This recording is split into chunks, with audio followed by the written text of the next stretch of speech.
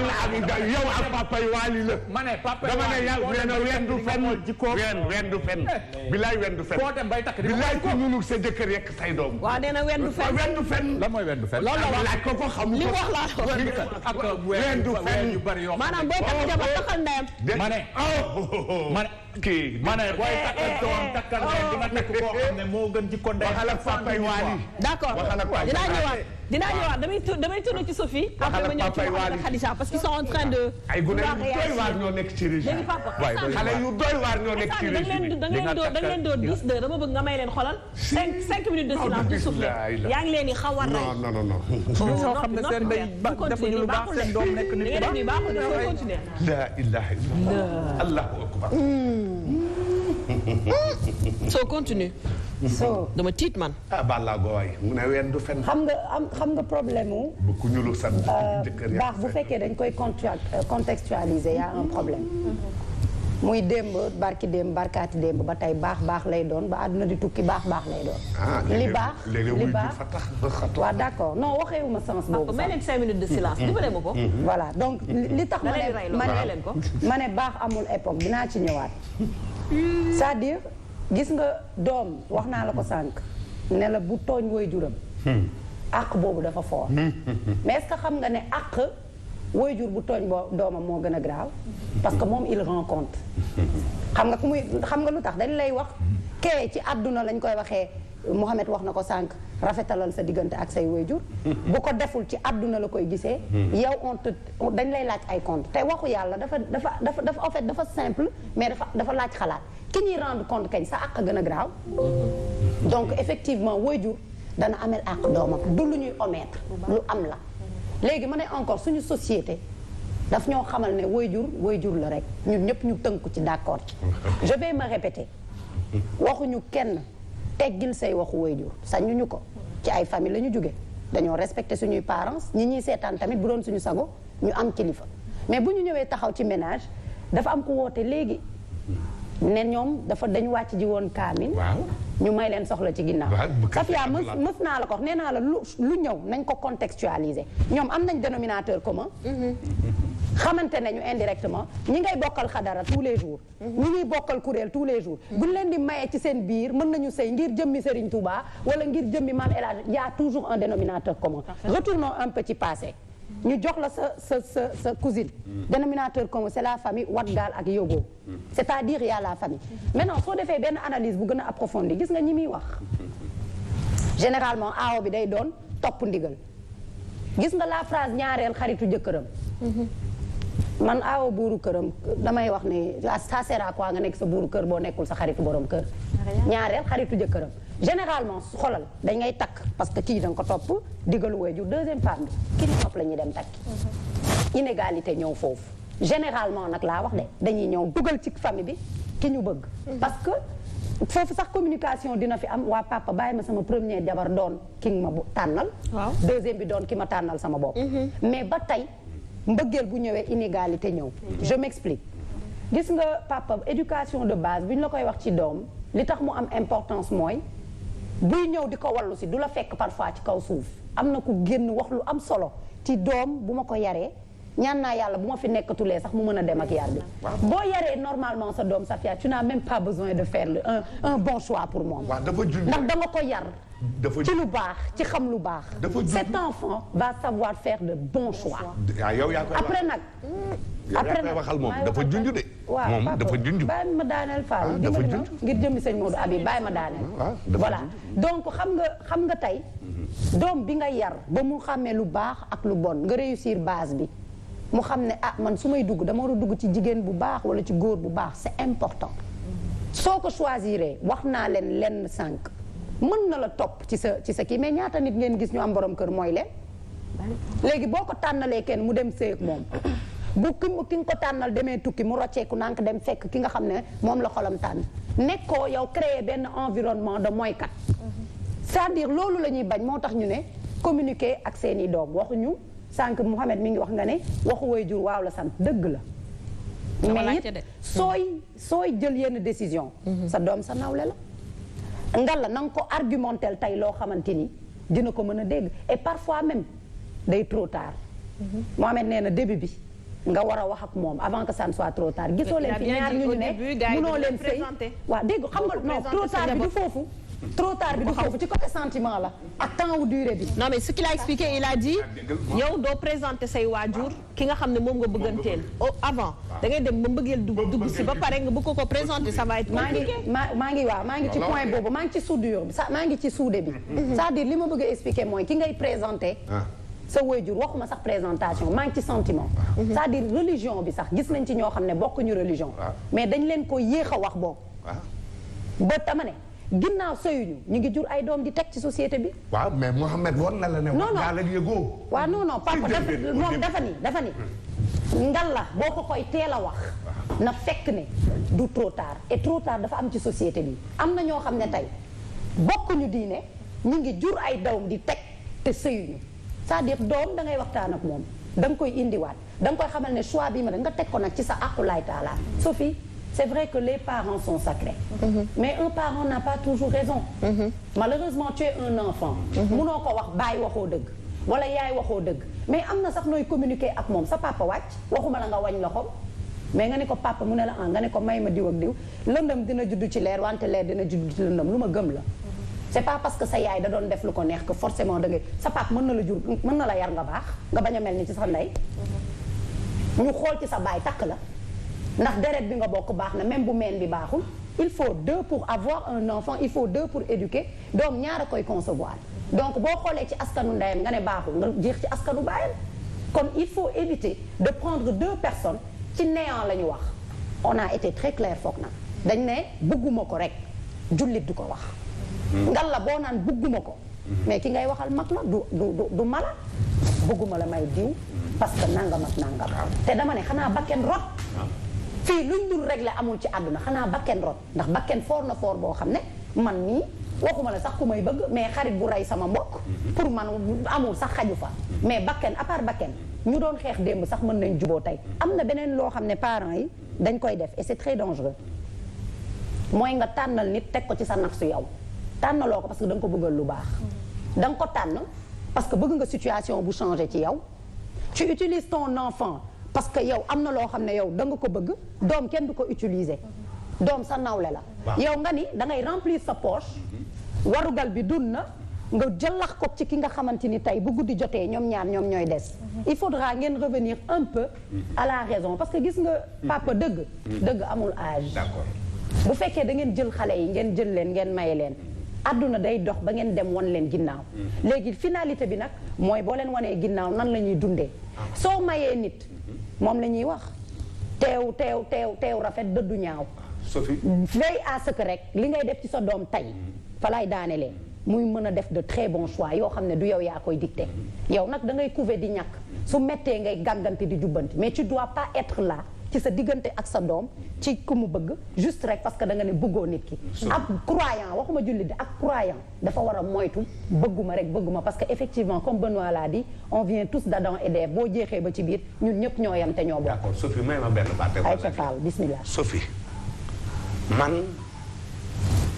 néewuma rek damaa dem rek ci sama coobare bopp lànk ab sëy d'accord déedéet sama coobare bopp ma xool rek du dara gisuma gàkk-gàkk gisuma loo xam ne seet naa ko gisuma jaar boo xam ne am naa ca ab léget boo xam ne dootul raaf ci këru àdduna loo xam ne nit li ëllëg lay doon du raaf mukk du suulu mukk ci këru àdduna xanaa ne damaa xool rek sama coobare bopp rek mu neex ma rek ma ne kii saye duma ko may sama doom dama ko bëgg a kii dama ko bëgg a xañ wala ma gis kii seet ne fii la gën a duunee fii la nag wi gën a duufee fii mooy ëpp avenir rek wala dinaa ci am nangam mën na ma cee am nangam man déedéet duma seet man li ma ci mën a am Sophie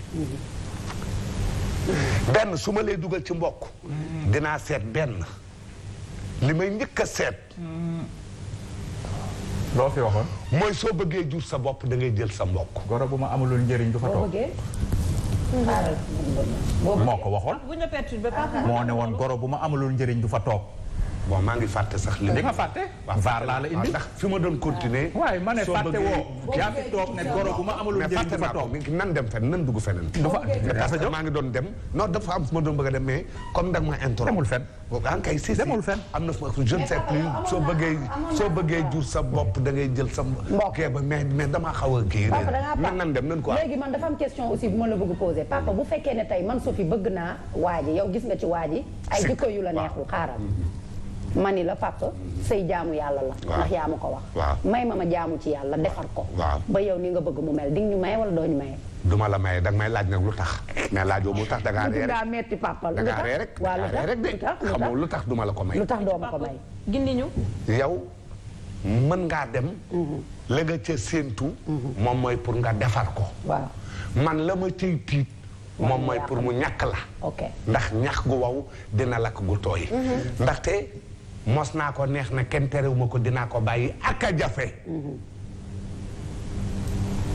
ñu ne jikko la ñu ne hee mook borom pax lan lay liggéey mi ngi Europe mi ngi dem mi ngi ñëw yor na taaxum kaw matul ñaari at tabax na seen kër mi ngi yónnee ay oto mi ngi def lu nekk waaye xaw ma lan la fa nekkee mu ñëw forcé duma la ko may ngir alal ñëpp jóg taxaw daal di ne may ko ma ne leen duma ko may ndax xaw ma lu muy liggéey sa ndey jóg walanteeru laxas ndiggam daal di may tàllal loxo dëkk ma ne ko am kër bàyyi am nga kër ndey daw di yéeg a ko wàcc di yéeg a ko wàcc ndaxte su boobaa Orange Money yi day dugg ay kii dégg nga joni yi day dugg ay kii maanaam transfert ay 500 000 ak 250 000 man ma lànk waaye comme yoruma 4x4 sama selettement dafa xat dégg nga réyuma maanaam daal sama kàddu amu fi daal léegi nu daw wañ sama loxo maye ko daal lay maye d'accord nga dem mu jël la daal ne saa yu ma takkee sama soxna fu ma nekk fala sama soxna yi nekk mënuñu ci dara alalu golo ca lex ba ñu jël ko yóbbu mu toog ab diir mu commencé ndax ku nekk jëkkër sa jëkkër su doonee sàcc faaw am na ñoo xam ne xam nañu ne seen borom kër ab sàcc la waaye déggoo Kajoor ne nit ki war naa mandoo ba mel ne jabari sàcc waaw jabari sàcc su mandu wut kooku jëkkëram ci buum lay dëkk kon jabari sàcc day mandu du amul xarit nga dem ba découvrir ne kii kat ci lii lay yëngu ñu ne la ñu ne li buur di tere moom lay jaay jabari sàcc day mandu ñu ëlbatiku mu dem a dem ba diggante borom kër ak soxnaam ni nu jegee woon too nga xam ne su oppee sax mu ëpp ngeen tëdd ba guddi mu ne la am naa lu ma war a transférer loo xam ne dag moo koo war a yóbbul dëkk sàngam nga koy yóbbu nangam nga koy def laxas ko ci kayit ñi ma ko daan defal ñëpp wala ñi ma gis ñu ca daan liggéey ba réussir ci seen vagin nan koy def nga accepté sa borom kër la nga def ko ci sa vagin ak li muy wax ni maanaam jaaykatub dorog nga yaa nga Amérique di jaay dorog da nga may déglu kan mooy jaaykatu daf maa yow man yow yaay jaaykatu waaw d'accord jaaykatu dorog laa mais ci yow laa ko ndax yow yaa ne xamoo jaaykatu dorog nga takk soxna nga yow nga yaakaar ne man ragal laa du ma ragal de waaw jaaykatu dorog nga léegi dem nga bëgg nga transporter woo sa soxna léegi mu jël li muy jël def ko ci vagin roof ko ci kanamam. waaw léegi foofu am na ko mu def waaw waaw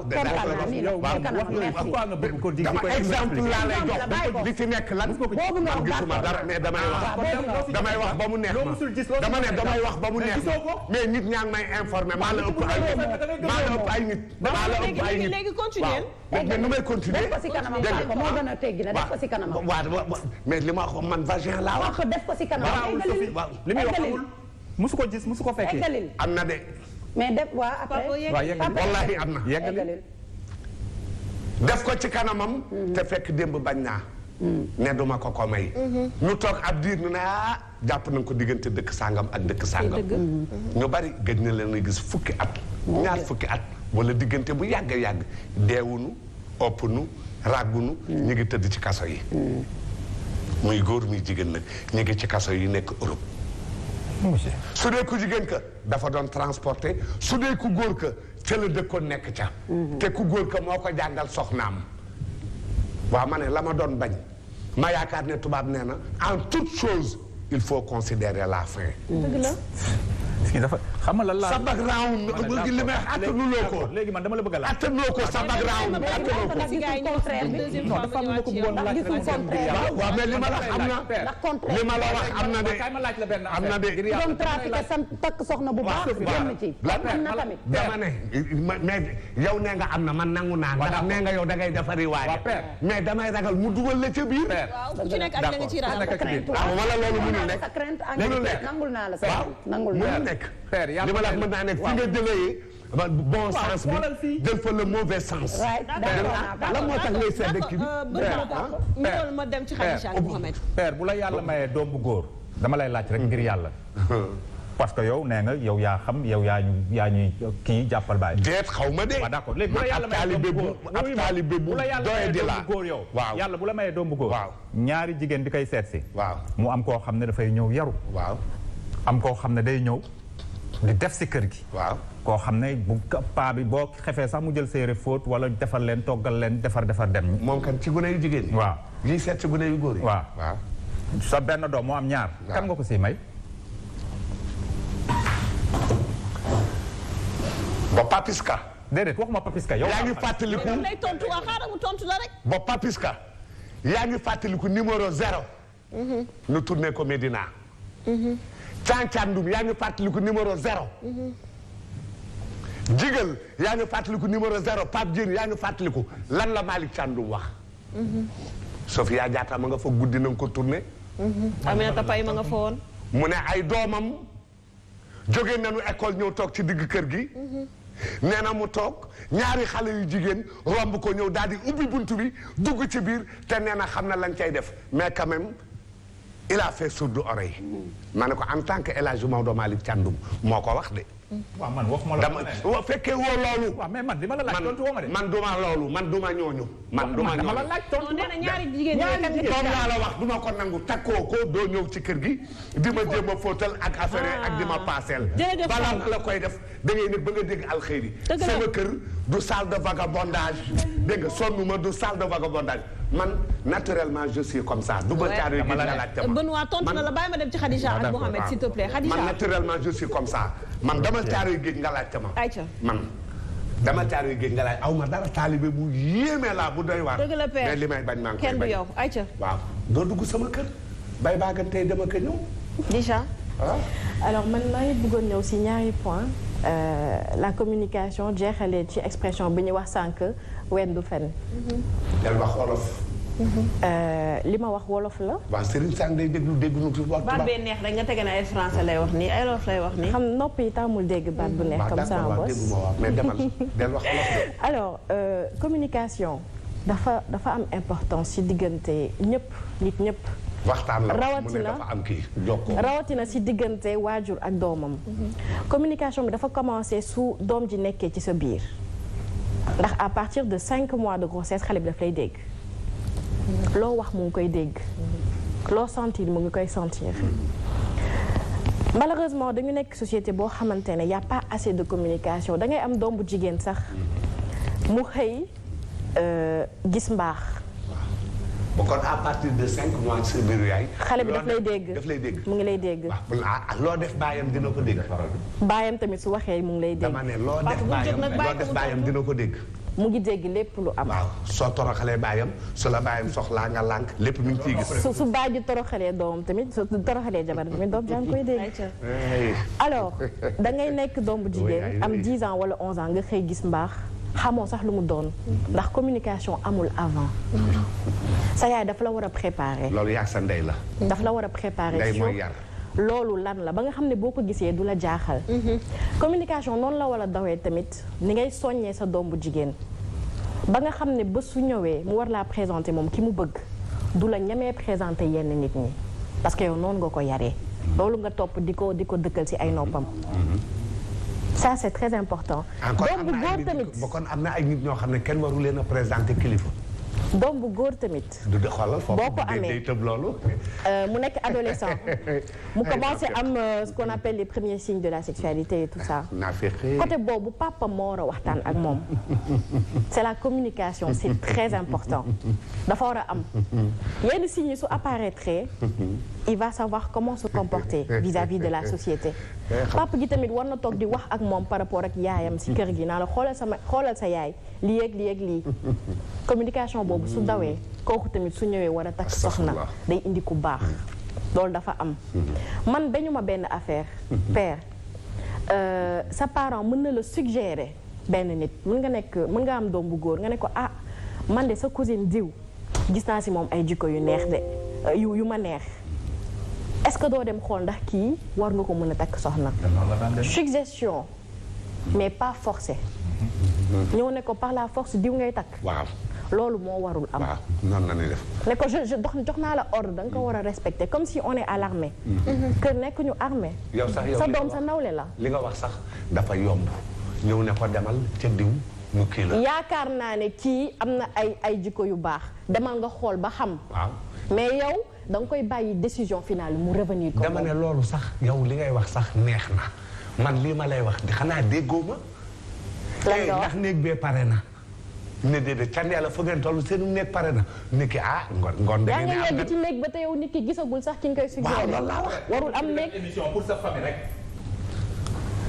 gis naa ci barke borom Tuubaa dafa am émission pour que tu nous donnes des exemples pour ta famille ñun on parle en général. dama ne Baye Cheikh Diagne dama ko gis Baye Cheikh Diagne maa Ibra Diagne dama ne damaa gis Baye Saliou Kandji ak Abdou Kandji. waaw mais bàyyi ko dama ne damaa gis. yow ñun gisuñu ko sama nijaay Serigne ak Ablaye maam Ablaye Fall mi. mais ñun gisuñu ko. dama wax man maa ko gis. ñun gisuñu ko maa gis laa wax maa gis laa wax. alors donc père yàlla nañu dund ba gis lu ëpp li nga gis. yàlla nañu ko yàlla fay. Khadija j'aimerais qu'on évolue un peu. voilà donc man même si benn point c'est-à-dire le problème c'est ce n'est pas choix bi mooy pour man du loolu la ñu war a waxtaanee tey mais problème bi nga xam ne nit ki am na ko quand il doit choisir entre ki mu bëgg ak décision bi nga xam ne ay parents bëgg nañ ko c'est-à-dire problème boobu nga nekk entre bëgg naa Khadija moom laa bëgg a takk samay waajur nee nañ Khadija bëgguñu ko Sophie lañ ma bëgg a may nga nekk entre ki nga bëgg parce que moom danaan la nga fight pour seen bëggeel yéen ñaar sa yaay ak sa papa naan la da nga leen di déggal parce que waxi waajur waaw la sant maa ngi xool maa xam lu ci jàpp loolu moo tax ma doon ñëw si communication dugg naa ci tool bi ba génn ko yow mi duggagul ci tool bi li ma gis ci tool bi gisoo ko dépendre si comment may nit ñi ñu kii tamit comment tu parles avec sa doom aussi bëgg dafa fort ki nga xamante ne moom nga bëgg nga ñëw nga ne carrément kii laa bëgg sa parent daf la war a comprendre yàlla nay bu baax moo tax bi est-ce que déglu nga ma li ma wax ci début bi te sa doom soo ko yaree ni nga ko war a yaree doo leen mës a juuyoo en fait ci yéen yi téléphone doo leen mës a juuyoo ndax yow yar nga ko à ton image mais comme sànq kii wax na ko éducation de base dafa war a am ci parents yi d'abord balaa muy ñëw ci xale bi man nag bëggoon naa ñëw ci expression ween du fen ça me tient tellement à cœur li mu wax kenn mënu koo dindi de ça me tient à cœur en fait ba faramaareen bi li mu wax kenn mënu ko ndax saa yoo gisee parent bu ñëw forcé doom mbokkam wala mu gis nit rek xeeb ko xëy na dafa xool ay parents wam tu vas être étonné nag mais li ñuy wax ween du fen am na de damaa nangu am na mais xam nga ni mu amee bokkul ak ni ñu koy waxee. yow pour yow noo ko gisee. bokkul ak ni ñu koy waxee. père c'est pas pour rien.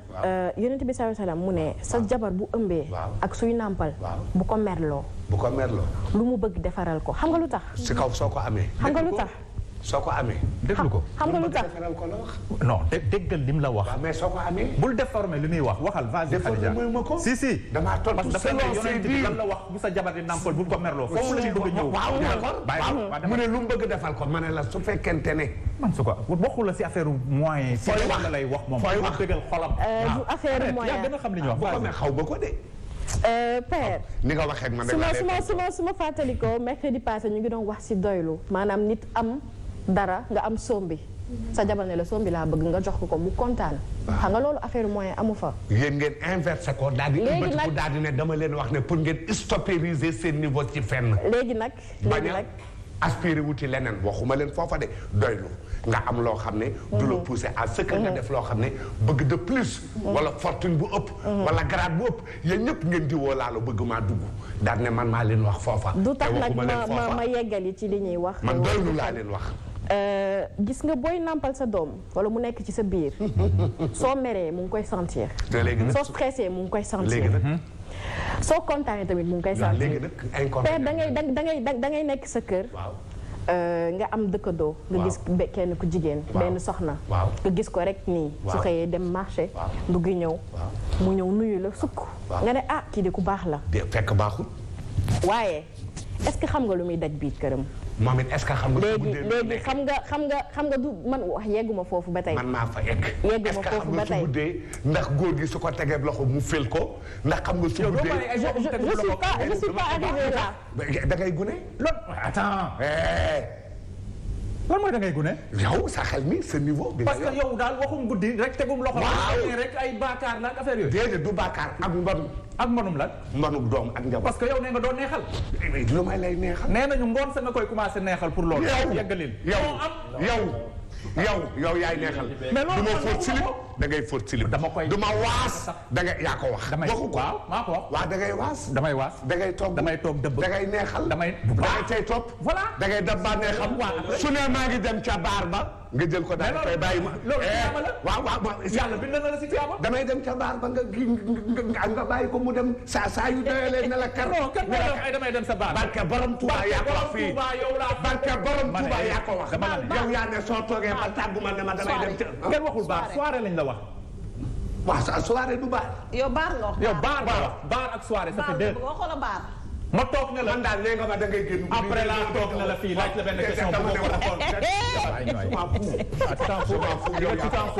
ma ko waxoon maa ko wax ma tegal la si exemple ne la su la sa jabar tàggu woon ne day dem jàng ndax di nga ko bàyyi boole koog sama rak waaw mu ngoog loolu waxtaan ngeen ko boole koog ñoom waaw parce que toog waaw yow yaa ma gën a dalum xel waaw d'accord nangu loolu mënul te digal gune yi d'accord calmez-vous li mu nangu ku ko nangu mënoo digal gune yi ma ne lenn barke borom Tuubaa ku ko ci topp di nga Ben dinaa ñëwaat ci yow sinon on va plus s'entendre maa ngi ñëwaat je termine avec Khadija je me tourne vers Mohamed ma ñëw ci yow oh my God mu defaru ba jeex ñëw yow yaa ngi gaare ab otoom daal di koy Ben s'il te plaît may ma ko rek bu ko topp bàyyi ko ba waxtu bu ko neexee on s'entend plus bu ko topp mu téléphoné la ne la kaay jël si ma nga ñëw di ko jël si diggante boobu xam nga diggante ba tëggu nopp lu nekk ak nekk oy waa ji barke borom yow mag nga waroo wax lii man maa ko respecte les femmes diggante ba tëggu nopp lu nekk ak nekk bu leen ba seen jabar muy dem ci baar bi respecte jigéen laa la wax ban jigéen jigéen bi ngay wax ne peut-être mi ngi fay dem parce que daf fay defi lu ñaaw déet waxuma ne day def lu ñaaw amal confiance sa jabar amal communication sa jabar benn doo militaire dama ne militaire laa doo militaire waaw je ne dialogue pas je commande je suis militaire